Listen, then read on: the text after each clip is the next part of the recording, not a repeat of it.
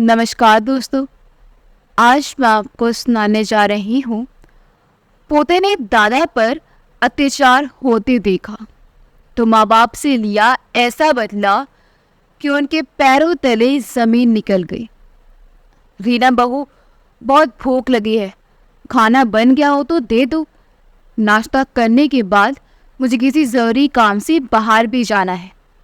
अपने बेटे मोहित के ऑफिस जाने के बाद रामेश्वर जी ने अपने कमरे से बाहर निकलते हुए कहा, और जैसे ही कुर्सी पर बैठने लगे तभी उनकी बहू रीना तैयार होकर अपने कमरे से बाहर निकल कर आई और बोली, बाबूजी, फिलहाल तो मेरे पास समय नहीं है, मुझे अपनी बहन के साथ शॉपिंग पर जाना है, वो मेरा इंतज़ार कर रही होगी।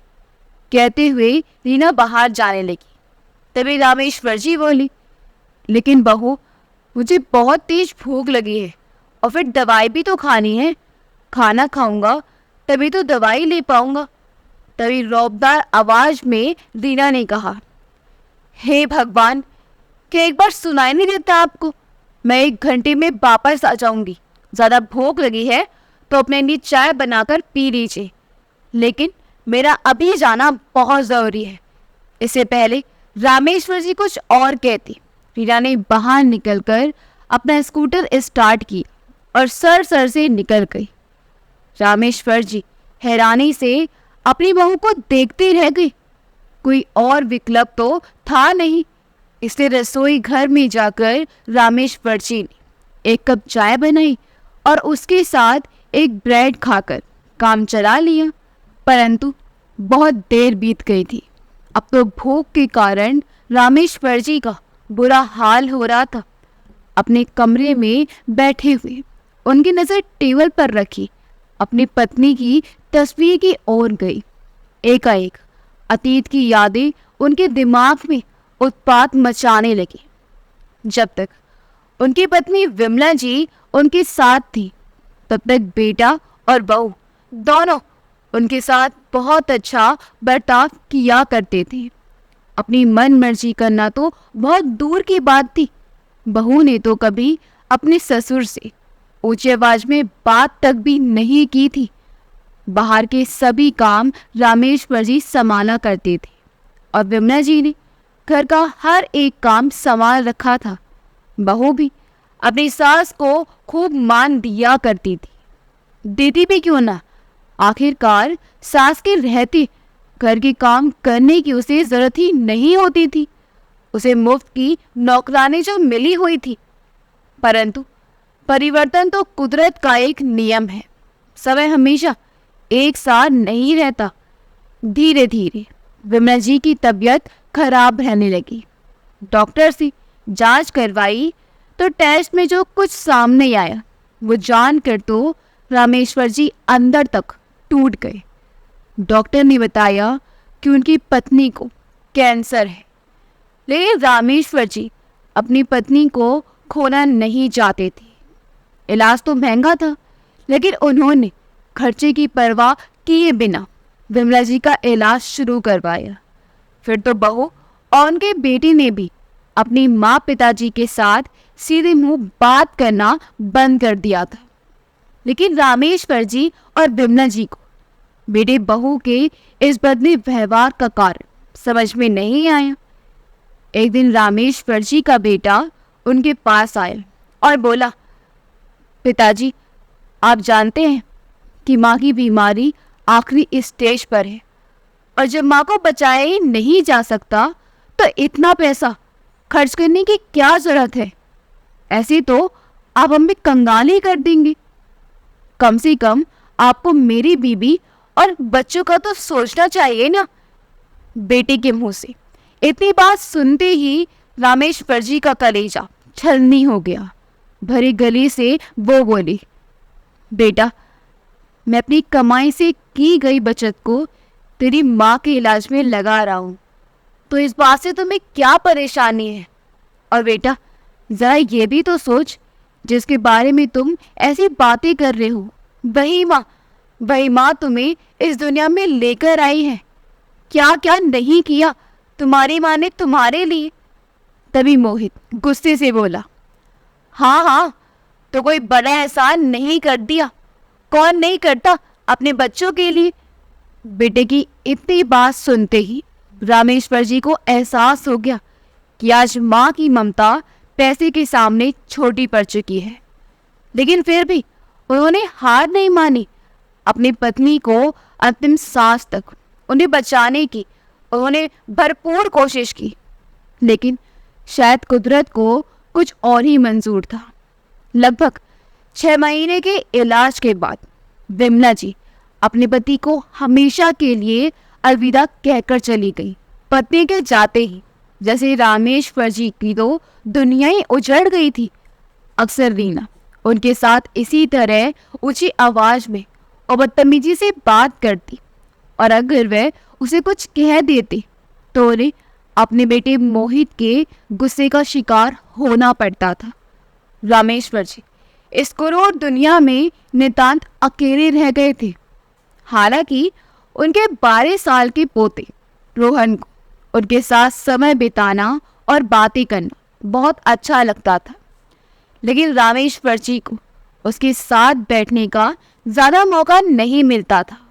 सुबह के समय उसे स्कूल जाना होता था और शाम को ट्यूशन पढ़ने, और यदि कभी थोड़ी देर के लिए वो अपने दादाजी के पास बैठ जाता तो उसकी मम्मी उसे कोई ना कोई काम बता देती और किसी भी बहाने से उसे अपने पास बुला लेती थी।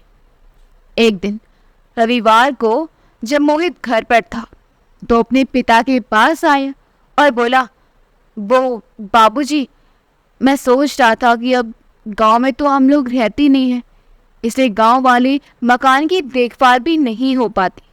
पहले तो आप कभी कभार वहाँ चक्कर लगा लिया करती थी, लेकिन अब तो आपकी तबीयत भी ठीक नहीं रहती, तो क्यों ना गांव वाले घर को बेच दिया जाए। बेटे की बात पर रामेश्वर जी बोले, नहीं नहीं बेटा, गांव का मकान हमारी पुश्तैनी संपत्ति है, जिसे मैं हरगिज बेचना नहीं चाहता। तभी रीना झट से बोली, आप तो जानते ही हैं कि मोहित ने अभी अभी नया बिजनेस शुरू किया है, इसलिए उन्हें पैसों की बहुत ज़रूरत है, और वैसे भी ज़माना बहुत ख़राब है। कहीं ऐसा ना हो कि किराएदार ही हमारे मकान पर कब्जा करके बैठ जाए। बेटी बहू की बात सुनकर अब उन्हें भी लगने लगा था कि बात तो ठीक है, इंसान की ज़िंदगी का कोई भरोसा नहीं है, इसलिए समय रहते सब काम निपटा लिए जाए तो ही अच्छा है। आखिरकार रामेश्वर जी ने गांव का मकान बेच दिया और जो भी पैसा मिला उसका 1/4 हिस्सा अपने पास रखकर बाकी सारा पैसा अपने बेटे को दे दिया। अब रीना और मोहित बहुत ज़्यादा खुश थे। कुछ दिनों तक तो रीना ने अपने ससुर को समय पर खाना और चाय नाश्ता दिया, लेकिन समय बीतने के साथ साथ उसके तेवर बदलने लगे। जो कुछ बहू दिन पहले तक अपने ससुर को पानी तक भी हाथ में दिया करती थी, अब उसे उनकी तो वक्त की रोटी भी भारी लगने लगी थी। बात बात पर अपने ससुर को टोकना और ऊंची आवाज में बात करना उसका हर रोज का काम बन गया था। रामेश्वर जी को तकलीफ होती, परंतु वह घुट घुट कर रह जाते। अपना दुख और परेशानी किसी के साथ साझा नहीं कर पाते थे, और आज तो हद ही हो गई थी। नाश्ता मिलने का इंतजार करते करते दोपहर हो गई। दोपहर के 2 बजे हीना घर वापस लौटी। तब कहीं जाकर रामेश्वर जी को सुबह का नाश्ता नसीब हुआ। खाना खाकर वो अपने काम से बाहर चले गए, परंतु जब शाम को घर लौटे तो बहुत अधिक परेशान थे। उस समय तक उनका मोहित बेटा भी घर पहुंच चुका था। घर लौटकर वह बोली, बेटा, मुझे अपनी दवाएं खरीदने के लिए कुछ पैसे चाहिए थे, इसलिए आज मैं बैंक गया था पैसे निकलवाने। लेकिन बेटा, एक बात का मुझे बड़ा आश्चर्य हुआ। जब मैंने अकाउंट चेक करवाया तो उसमें सिर्फ 10,000 रुपये पड़े थे। ऐसा कैसे हो सकता है? गांव का मकान बेचने के बाद कुछ समय पहले ही तो मैंने अपने अकाउंट में 20 लाख रुपए जमा करवाए थे, फिर वो सब कहाँ गायब हो गए वो सारे पैसे? अब उस अकाउंट में से हम दोनों के अलावा तो पैसे कोई निकाल ही नहीं सकता। मोहित, तुम पता करो कि आखिर बात क्या है, क्योंकि मैं तो बार बार बैंक जाकर ये काम नहीं कर सकता। तभी मोहित गुस्से से उबलता हुआ बोला, पिताजी, जब आप जानते हैं कि हमारा बैंक में जॉइंट अकाउंट है और व्यापार चलाने के लिए मुझे पैसों की ज़रूरत पड़ती रहती है, अगर मैंने आपके पैसे निकाल भी लिए तो ऐसी कौन सी बहुत बड़ी आफत आ गई? कब से बैंक में ही तो रखे थे, और फिर आपको पैसे की ज़रूरत भी क्या है? बेटे की बातें सुनकर रामेश्वर जी चौंक गए। मोहित अपनी बात कहकर अपने कमरे में जा चुका था और रामेश्वर जी हैरानी भरी नजरों से देखते हुए खड़े रह गए। आज भी स्वयं को ठगा सा महसूस कर रहे थे। अपने बाकी के जीवन के लिए जो पैसे उन्होंने बचा कर रखे थे, अब वो पैसे भी उनके हाथ से जा चुके थे। कुछ समय और बीता तो एक दिन रीना ने रामेश्वर जी से कहा, बाबूजी, रसोई घर में थोड़े से झूठे बर्तन पड़े हैं, ज़रा उन्हें धो देना, आज मेरी तबीयत ठीक नहीं है। ऐसा कहकर रीना अपने कमरे में सोने चली गई। ठीक है बहू। अपनों की मदद करने के इरादे से रामेश्वर जी ने सारे बर्तन अच्छे से साफ कर दिए। बस फिर क्या था, उस दिन के बाद से रोज सुबह रसोई घर में सारे झूठे बर्तन साफ करने की जिम्मेदारी रामेश्वर जी को ही दे दी गई।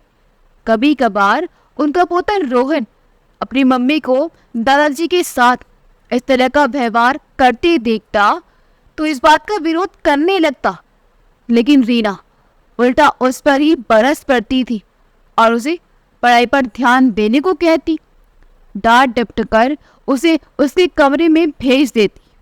उम्र होने के साथ साथ रामेश्वर जी की भी कमर में भी दर्द रहने लगा था, लेकिन फिर भी वह जैसे तैसे काम कर दिया करते थे ताकि घर में शांति बनी रहे।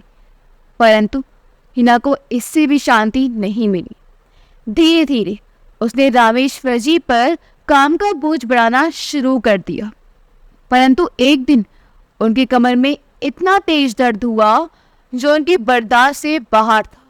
अब उन्हें उठना भी मुश्किल लग रहा था, इसलिए उन्होंने घर का काम करने से इनकार कर दिया। बस उस दिन के बाद से रीना की आंखों में अपने ससुर जी खटकने लगे। बीमार ससुर को बिठाकर खिलाना और उनके इलाज पर पैसा खर्च करना तो जैसे उसे एक बहुत बड़ा बोझ लग रहा था।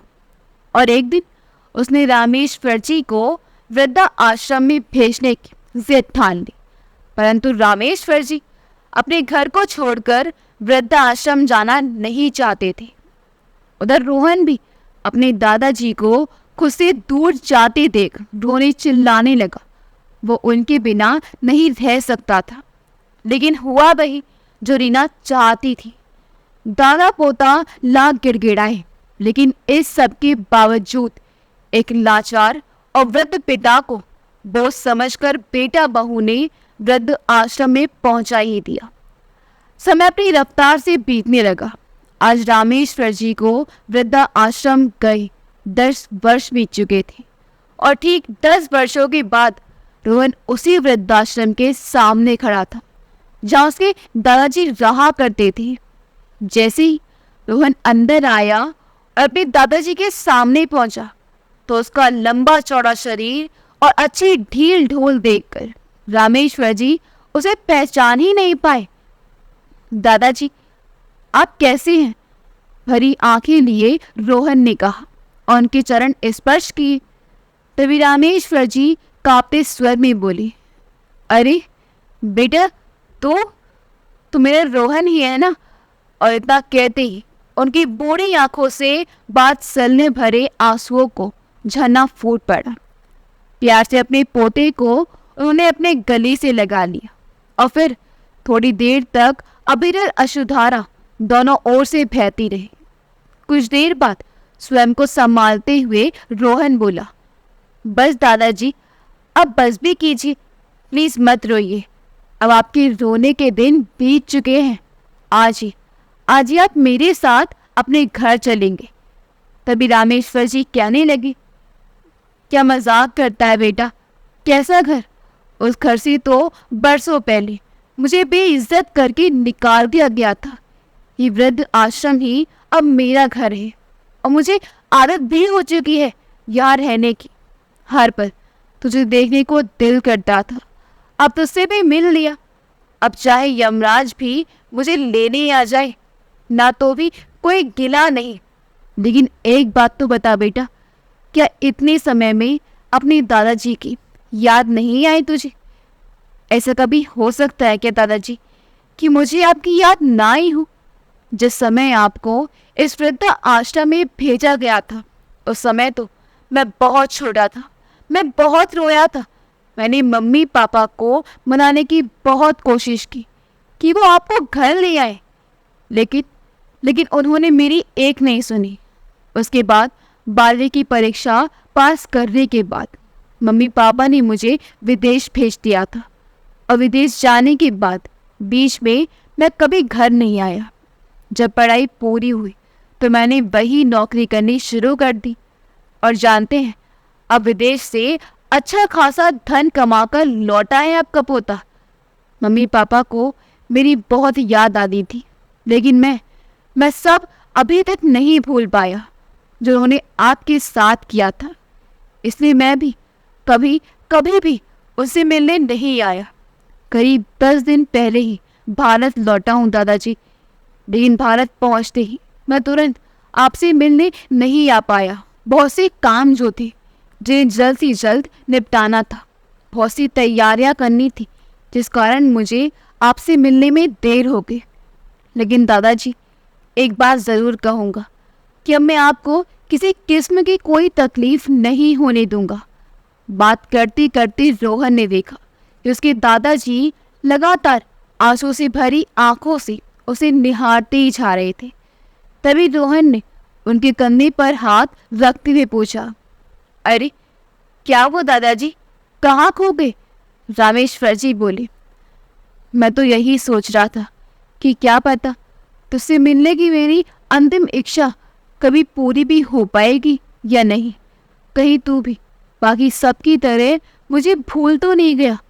लेकिन जब अपना खुद का बेटा ही अपना ना रहा तो फिर किसी से क्या शिकायत करता। तभी रोहन दादाजी के गले में बाहें डालते हुए बोला, अरे दादाजी, बड़े बुजुर्ग कहते हैं कि मोल से ज़्यादा ब्याज प्यारा होता है, लेकिन जितना आपको अपना ब्याज प्यारा है ना, उतना ही मुझे मोल से प्यार है। लेकिन मैं भी क्या करता, आपके पास आने से पहले अपने पैरों पर खड़ा होना मेरे लिए बहुत ज़्यादा ज़रूरी था दादाजी। फिर रामेश्वर जी बोले, बेटा, आज तक मैं अपनी किस्मत को ही दोष देता आया था कि शायद मेरी किस्मत ही फूटी है जो मुझे ये दिन देखने पड़ी। परंतु आज तुझसे मिलने के बाद मुझे अपनी किस्मत पर नाज हो रहा है कि भगवान ने मुझे तुझ जैसा होनहार पोता दिया। रोहन उठकर खड़ा हुआ और उनका हाथ पकड़ते हुए बोला, तो दादाजी फिर चलिए मेरे साथ, मैं अभी आपका सामान पैक करता हूँ, आप तैयार हो जाओ। लेकिन बेटा, मुझे भली भांति पता है कि मेरे बेटी बहू कैसे हैं। उस घर में वो मुझे वापस कतई नहीं आने देंगे। और वैसे भी मैं यहाँ बहुत अच्छी से रह रहा हूँ और मैं ये बिल्कुल नहीं चाहता कि मेरे कारण उस घर में फिर से लड़ाई झगड़ा शुरू हो जाए। बस तुम कुछ समय बाद आकर मुझसे मिल जाया करना, मैं तो इसी बात से संतुष्ट हो जाऊंगा। लेकिन अब उस घर में वापस जाना मेरे लिए संभव नहीं होगा। फिर रोहन उन्हें तिरछी नजरों से देखते हुए बोला, अच्छा ठीक है दादाजी, फिर तो आपकी पुत्र बधू आपके आशीर्वाद से वंचित ही रह जाएगी। कोई बात नहीं, मैं जाता हूँ। इतनी बात सुनने की देर थी कि रामेश्वर जी तो बच्चों की तरह चहक उठे। क्या क्या क्या तुमने? मेरी पुत्र बधू? रोहन, कि तुमने शादी कर ली? कहते हुए रामेश्वर जी की आंखों में चमक आ गई। अरे नहीं दादाजी, भला मैं आपके बिना शादी कैसे कर सकता हूँ? विवाह की सारी तैयारियां पूरी हो चुकी हैं और अगर अब आप मेरे साथ नहीं चले तो मैं विवाह के बंधन में नहीं बंधूंगा। नहीं बेटा, ये तो कैसी बातें कर रहा है? मेरे लाडले पोते की शादी हो और मैं ना हूं, इस दिन का तो मुझे कब से इंतजार था। लेकिन बेटा, लड़की कौन है और कहाँ से है? रामेश्वर जी ने उत्सुकता वश पूछा तो रोहन ने कहा, दादाजी, निया दिल्ली शहर से है, मेरे साथ ही विदेश में नौकरी करती थी। वहीं पर मेरे उससे मुलाकात हुई और धीरे धीरे हम अच्छे दोस्त बन गए। पता है दादाजी, विदेश में जब भी मुझे आपकी याद आती थी तो मैं अक्सर वृद्धाश्रम चला जाता था। फिर मेरे साथ साथ निया ने भी बाहर जाना शुरू कर दिया। उसके आचार व्यवहार से मैं बहुत प्रभावित था। मुझे हैरानी तो इस बात की हुई कि आज के ज़माने की होते हुए भी उसे बड़े बुजुर्गों के साथ बैठकर उनसे बातें करना, उनका सुख दुख बांटना बहुत अच्छा लगता था। और फिर एक दिन ऐसा आया जब हम दोनों ने एक दूसरे को जीवन साथी बनाने का फैसला कर लिया। रामेश्वर जी अपने पोते रोहन के लिए बहुत खुश थे। तभी रोहन ने कहा, अब बिल्कुल देर मत कीजिए दादाजी, तैयार हो जाइए चलने के लिए। नहीं बेटा, आश्रम के संचालक से भी बात करनी पड़ेगी ना। अरे दादाजी, मेरी उन लोगों से बात हो चुकी है और मैं पहले ही सारी फॉर्मेलिटी पूरी कर चुका हूँ। आप तो बस चलने की तैयारी कीजिए। थोड़ी ही देर में रोहन अपने दादाजी को अपनी कार में बैठाकर घर ले जाता है। जैसे ही गाड़ी घर के बाहर रुकी और रामेश्वर जी ने नजर उठाकर घर की ओर देखा तो उनकी आंखें फिर से सजल हो उठी। ये घर उन्होंने अपनी खून पसीने की कमाई से बनवाया था और अब भी उनके ही नाम पर था। परंतु फिर भी इस घर में उनके लिए कोई जगह नहीं थी। बेइज्जत करके बेटे बहू ने उन्हें वृद्धा आश्रम भेज दिया। कितना गिड़गिड़ाए थे वो, इस घर में रहने की भीख मांग रहे थे, लेकिन किसी भी हालत में मानने को तैयार ही नहीं थी उनकी बहू। और फिर धोखा तो अपने बेटे ने ही दे दिया था, तो और किससे उम्मीद कर सकता था? वो बेचारा बूढ़ा पिता थोड़ी देर घर के बाहर खड़े हुए घर को यूं ही निहारते जा रहे थे। तभी रोहन ने बैल बजाई तो उसकी माँ रीना ने दरवाज़ा खोला। दरवाज़ा खोलते ही लाड जताते हुए उससे बोली, लो, अब आए हैं दूल्हे राजा। मुझसे तो कहकर गया था कि थोड़ी देर में आता हूँ। यहाँ शादी से पहले की सारी रस्मों का मुहूर्त निकला जा रहा है और हमारे बेटे का कुछ अता पता ही नहीं है। फिर रोहन बोला, अरे माँ, अगर ज़रूरी काम ना होता तो मैं क्यों जाता, लेकिन मैं काम करना तो बहुत ज़्यादा महत्वपूर्ण था। अच्छा, हमें भी तो पता चले आखिर ऐसा कौन सा ज़रूरी काम था जो शादी के सारे काम छोड़कर चला गया तू। उसी समय रोहन सामने से हटा तो रीना ने देखा कि दरवाजे पर उसकी ससुर रामेश्वर जी खड़े थे। उन्हें देखते ही रीना के होश उड़ गए। उसे तो अपनी आंखों पर यकीन ही नहीं हुआ। जैसे तैसे उसने खुद को संभाला और बोली, बाबूजी, आप? उसी समय रोहन बोला, हाँ मम्मी, मैं अपने दादाजी को अपने शादी के समारोह में शामिल करने के लिए लेकर आया हूँ और अब से लेकर मेरी शादी तक कि यहीं इसी घर में हमारे साथ रहेंगे।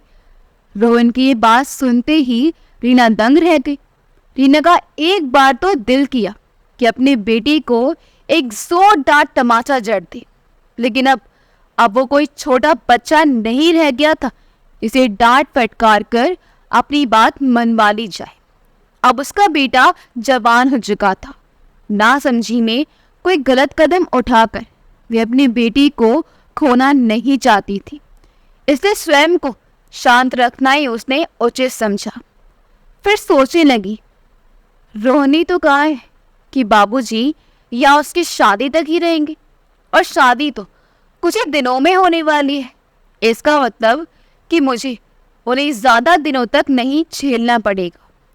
और अगर सोचा जाए तो एक तरह से अच्छा ही हुआ कि रोहन अपने दादाजी को घर ले आया, वरना जात बिरादरी के लोग रिश्तेदार विवाह में इकट्ठा होते तो बाबूजी के बारे में ज़रूर पूछते।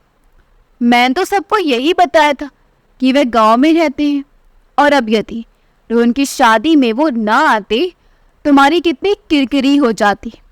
फिर मेरी होने वाली बहू निया के मायके वालों को भी पता है कि रोहन के दादाजी भी हैं, वे लोग भी उसे मिलवाने के लिए ज़रूर कहते।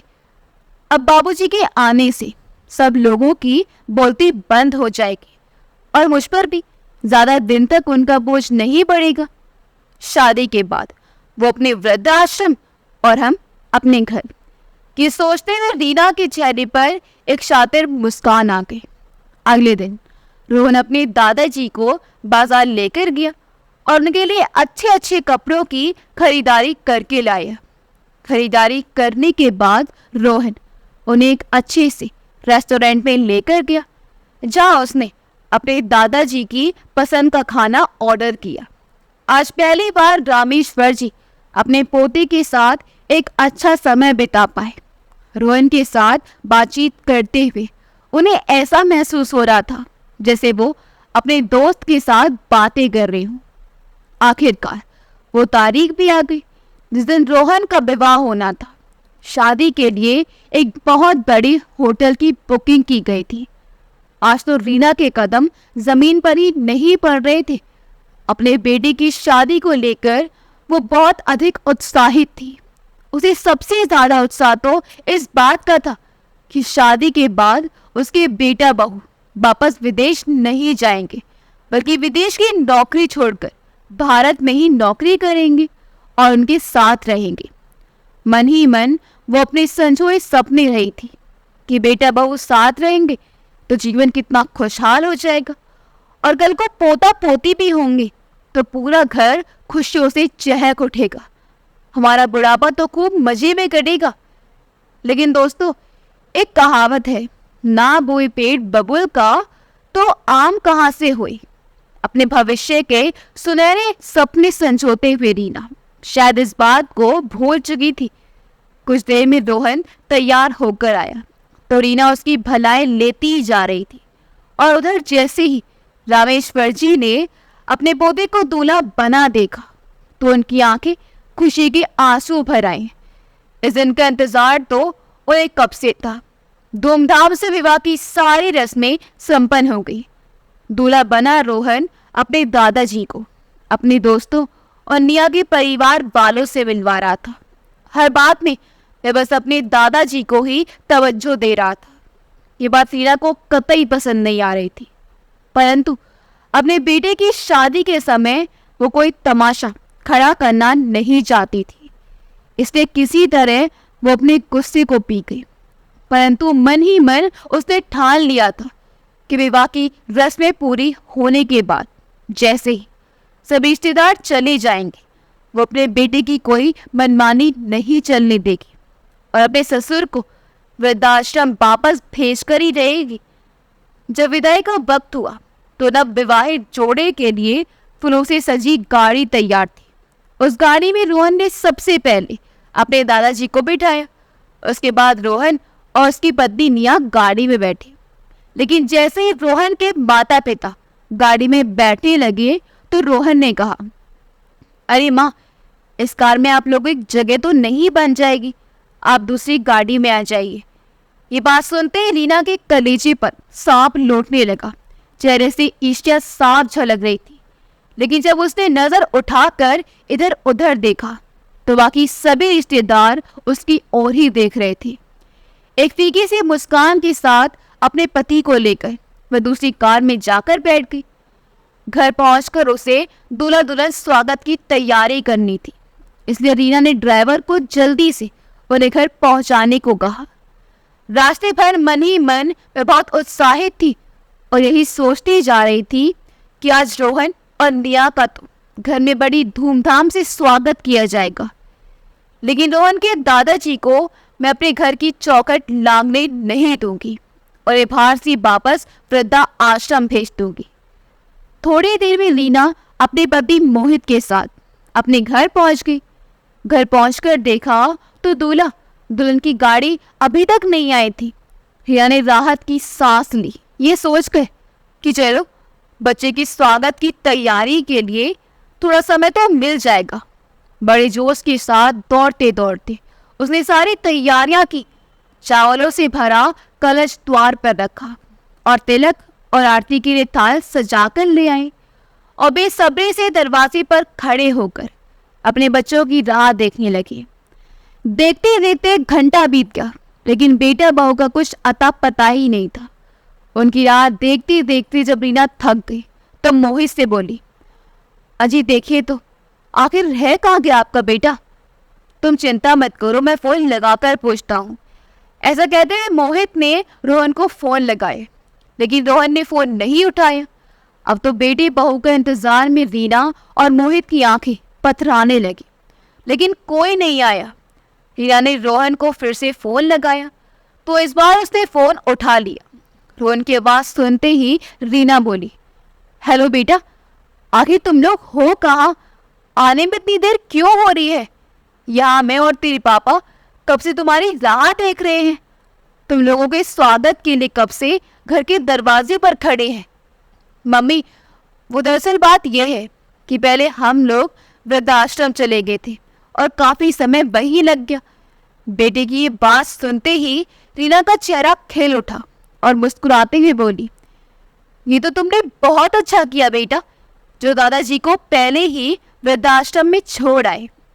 नहीं नहीं माँ, आप शायद गलत समझ रही हैं। दरअसल दादाजी का कुछ सामान वहाँ से उठाना था और दादाजी भी हमें अपने कुछ दोस्तों से मिलवाना चाहते थे, इसलिए उन्होंने हमें पहले वृद्ध आश्रम चलने को कहा था। वहाँ सब बुजुर्गों ने हमें खूब आशीर्वाद दिया और सबसे मिलते हुए काफ़ी समय लग गया। अच्छा वाह, अब हम यहाँ से सीधा दादाजी के घर पर जा रहे हैं। ये सुनते ही रीना के पैरों तले जमीन खिसक गई। क्या? दादाजी के घर से तुम्हारा क्या मतलब है? मतलब ये माँ कि अपने दादाजी के नाम पर मैंने इसी शहर में एक घर खरीदा है। अब हम लोग दादाजी के साथ वहीं रहेंगे। और जहाँ तक रही स्वागत की बात, तो उसके लिए आपको कोई तकलीफ उठाने की जरूरत नहीं है। मैंने पहले ही सारी तैयारियां करवा ली थी। नई बहू का स्वागत तो अब दादाजी ही करेंगे, उनके अपने घर में। ये बात सुनते ही टीना तो जैसे चक्कर खाकर बेहोशी होने वाली थी। फोन स्पीकर पर था, इसलिए वही पास में खड़ा मोहित सारी बातें सुन रहा था। ये तुम क्या कर रहे हो बेटा? मोहित ने रुआसी आवाज में कहा तो रोहन बोला, पापा परेशान मत होइए, मैं आपको अपना एड्रेस भेज देता हूँ। जब भी आप लोगों को हमसे मिलना हो तो यहाँ पर आ सकते हैं। फिर रोहन ने फ़ोन काट दिया और अपने माँ बाप को व्हाट्सएप पर अपना एड्रेस भेज दिया। मिनट के भीतर ही रीना और मोहित एक खूबसूरत से आलीशान घर के बाहर खड़े थे। घर के मेन गेट पर बहुत सुंदर नेम प्लेट लगी हुई थी, जिस पर बड़े बड़े सुनहरे अक्षरों में लिखा था रामेश्वर शर्मा। ये सब देखते ही रीना तो जैसे पूरी तरह जल भुन गई। वही मोहित का चेहरा गुस्से से लाल हो चुका था। ठीक उसी समय फूलों से सजी दूल्हा दुल्हन की गाड़ी वहां पहुंची। रोहन अपने दादाजी का हाथ पकड़कर सहारा देते हुए उन्हें घर की ओर ले जाने लगा। तब रिया ने गुस्से भरी आवाज में कहा, ये क्या बदतमीजी है रोहन? अपना घर छोड़कर ये तुम कौन से घर में जा रहे हो? मम्मी, शायद आपने ठीक से पढ़ा नहीं, ये मेरे दादाजी का आशियाना है। घर के बाहर उनका नाम भी लिखा है, फिर भी आप मुझसे ये सवाल पूछ रही हैं। अच्छा, आज तेरे दादाजी तेरे लिए सब कुछ हो गए, और हम लोग का क्या? तूने हमारे बारे में कुछ नहीं सोचा? हम तेरे माँ बाप हैं, जिन्होंने तुझे पैदा किया, पाल पोस कर बड़ा किया, लिखाकर इतना बड़ा किया कि तू आज इस मुकाम पर पहुंचा है। हमें छोड़ने से पहले तूने एक बार भी नहीं सोचा कि हम तेरे बिना कैसे रहेंगे? तो इतना स्वार्थी कैसे हो सकता है बेटा? मोहित ने रोहन से पूछा तो रोहन बोला, क्यों पापा, क्या दादाजी आपके जन्मदाता नहीं है, जिन्होंने खून पसीना एक करके आपकी सारी जरूरतें पूरी की, आपको पाल पोस कर बड़ा किया, पढ़ाया लिखाया, सवाल पे खड़े रहने के काबिल बनाया। लेकिन क्या आपने उनके साथ ठीक किया? अरे आपने तो उनके सिर से छत छीन ली। तो जो घर उन्होंने अपनी मेहनत से बनवाया था, उस घर से आपने उन्हें निकाल दिया। उन्हें इतना बड़ा धोखा देने से पहले आपको इस बात का ख्याल क्यों नहीं आया? अरे शुक्र कीजिए भगवान का कि मेरे दादाजी ने आपसे वो घर खाली नहीं करवाया। कितना बड़ा दिल है उनका। आप दोनों के पास तो दादाजी का बनाया हुआ मकान है, आप आराम से रहिए। लेकिन आज के बाद मुझसे उम्मीद मत कीजिएगा कि मैं आपके साथ रहूँगा। हमारे स्वागत के लिए दादाजी आरती की थाली लिए खड़े हैं। यदि आप आना चाहते हैं तो कुछ देर के लिए आ सकते हैं। ऐसा कहकर रोहन अपनी पत्नी का हाथ पकड़कर चौखट तक पहुंचा तो रामेश्वर जी उन दोनों को तिलक लगाते हुए उनका स्वागत करने लगे। उनके दिल से अपने पोते और पोत्र वधू के लिए अनगिनत दुआएं निकल रही थी। आरती के बाद उन्होंने दोनों हाथ उठाकर उन्हें खूब आशीर्वाद दिए। उधर बहू के सामने बेटे के मुंह से ये बातें सुनते हुए रीना और मोहित शर्म के मारे जमीन में गिरते जा रहे थे। अतीत की सारी बातें उनके दिमाग में घूमने लगी थी। आज उनके अपने कर्म ही उनके सामने आकर खड़े थे। उनकी आंखों से आंसुओं की धारा बहती जा रही थी और आज रोहन अपने दादाजी के आंसुओं की एक एक बूंद का हिसाब कर चुका था। अगर आपको हमारी कहानी अच्छी लगी हो तो हमारे वीडियो को लाइक करें, शेयर करें और हमारे चैनल योगी वॉइस को सब्सक्राइब कर दें। मिलते अगली वीडियो में। आपका बहुत बहुत धन्यवाद।